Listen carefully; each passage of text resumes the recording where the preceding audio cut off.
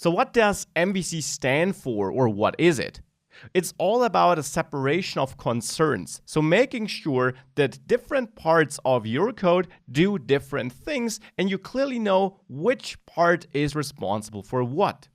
MVC stands for Model, View, Controller. So we work with models, views, and controllers. And actually, for example, views, that is something you already know. We already got views in our project, right? Models are basically objects or is a part of your code that is responsible for representing your data in your code and allowing you to work with your data. So things like saving data, fetching data to or from a file, or even if it's just in memory as we're currently doing it, this should be handled by models.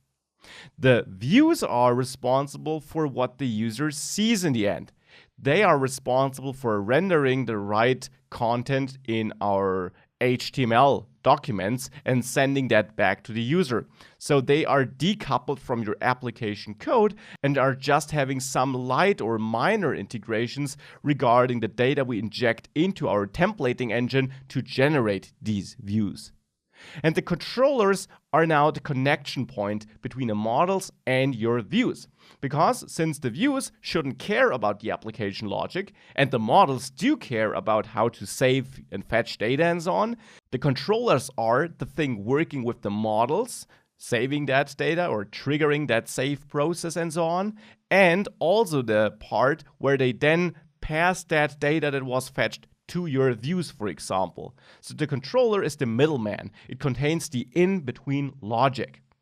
Now, in case you're also wondering how routes fit into this picture, well, routes are basically the things which define upon which path for which HTTP method which controller code should execute. And as I just said, the controller is then the thing defining with which model to work and which view to render.